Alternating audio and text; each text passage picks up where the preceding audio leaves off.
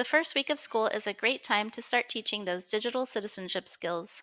We've created this doc with lessons for each day of the week of the first week of school, and they're separated by grade level span. And for the K2 grades, there's English and Spanish. So here I can see 3, 5, 6 through 8, etc. There's a few places to find this doc. For example, if I go to the PVUSD website and go to Staff and then Digital Citizenship Resources, it will take you to this page where at the very top the doc is linked in that blue box. The next place you can find it is in our distance learning page for teachers. Next to the home button here, I can see that it's linked there where it says Digital Citizenship. And the last place is back on the PVUSD site under Departments and Ed Services. You will find it linked at the top of the navigation. Once you're ready to look through the lessons, there's some general instructions here at the top. For example, we suggest doing one lesson each day of the week of the first week of school. Teachers will need to provide students with a short mini lesson or explanation of the topic and then assign the activity either through Google Classroom or Seesaw. You could pre-record a short mini lesson or you could do it live on Google Meet, for example, whatever works for you. If I scroll down to a specific section, there's more instructions specifically for that grade span. Now let's try adding an assignment to Seesaw. So for example, if I click on this, I can see that this particular assignment has a PDF that students will need to fill out. So I can download that. And now I can see it downloaded here at the bottom. And now I would want to go to Seesaw Activities and then go to Browse Activity Library. And then click on My Library so you can create your lesson. So now I click on Create New Activity. And that PDF, I can go down here to Add Template for Student Responses and upload it right there. So if you have it saved to your desktop, you could just drag it in, or you could try finding it on your computer, or you can add it from your Google Drive. So I'm going to click on Select Computer, and I know that it went to my downloads. So now I'm going to click Open. And I'm not going to really fill out anything here. The students will. So I'm going to say OK. And now I've attached that template. You could title your assignment. So in this case, I think it was Keep It Private. And type your directions, right? Whatever you want students to do. You could record a voice recording of your directions, or you could add a video of yourself reading the directions or a link to a video. For example, I found this video about privacy, so maybe I'll copy that link and then go back to Seesaw, and maybe that's my mini lesson. So now I have added that, and I'll click OK with a little check mark. And so now I have a template, I have a lesson here, and my directions, and now I can click Save. Now my activity is ready to go. I just need to assign it to my class, and I can close that. And now I'll go to the student view to see what that looks like. Let me just refresh here. So under the student activities, now I see my activity that I just created. So any directions would be right here. If you recorded a video of yourself, it would be here. In this case, I added a link to a YouTube video. And now the student could add their response. And in Seesaw, they could add a text box. I can put that there and start typing. And I could use the drawing tools to draw something here and turn it in. Now let's take a look at how to add an activity to Google Classroom.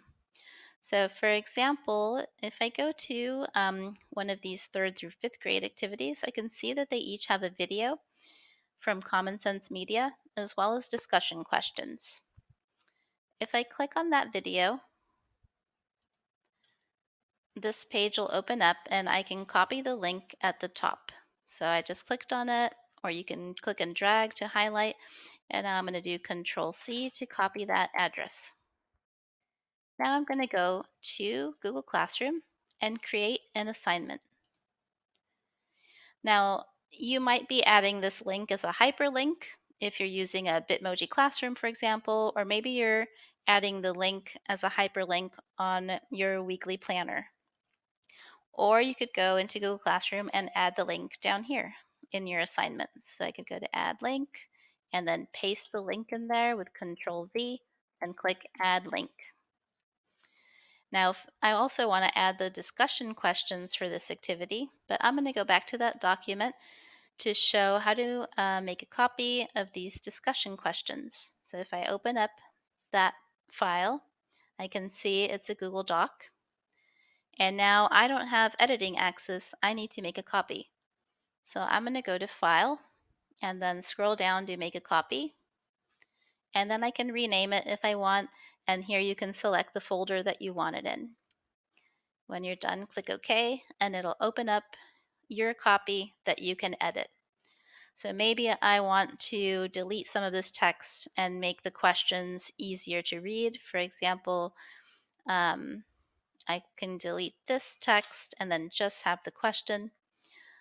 Once you're done editing your file, return to Classroom, and then you can click Add from Google Drive. So since I was just editing that document, it'll appear here in my most recent, and I can select it and click Insert here at the bottom.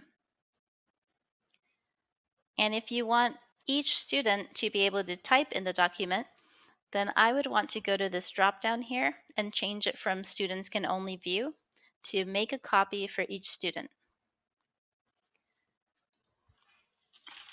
So I just need to title this assignment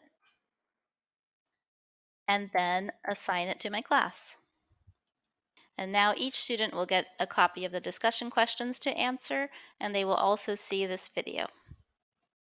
If you're looking through the lessons, for example, the first one that we clicked on that was just a PDF, and you want some more ideas about what to say in your mini lesson, I can look and I can at the top and I see that this is from Common Sense Media, grade 2, and the lesson was called That's Private. So if I go back to our page here under Staff and Digital Citizenship Resources, when you scroll down, there's this gray box with a link to Common Sense Media. So this is a great place to find additional resources or choose another lesson if you like. When I scroll down, I can see that the lessons are separated by grade level. So if I go to grade K through 2, and I'm looking for that lesson that I pasted the PDF for, right? I can go down and, oh, there it is, that's private.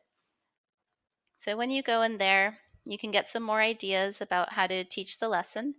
When I clicked on it, it's asking me to either create an account or sign in. So the first time you go here, you'll just answer a few questions to create an account. And then from then on, you can sign in with Google. And then you can have access to download whatever materials are attached. For example, this one has a slideshow. So if you're doing your lesson live, you might be presenting the slideshow and speaking with your students. And then if you go down here, there's just a breakdown of, some things that you could talk about in your lesson and questions you might ask. So it's a pretty cool place to go for ideas and to find more digital citizenship lessons. If you'd like more support with instructional technology, such as digital citizenship, Seesaw, or Google Classroom, you can visit tinyurl.com/pvusdcoach to make an appointment with one of your friendly neighborhood tech coaches.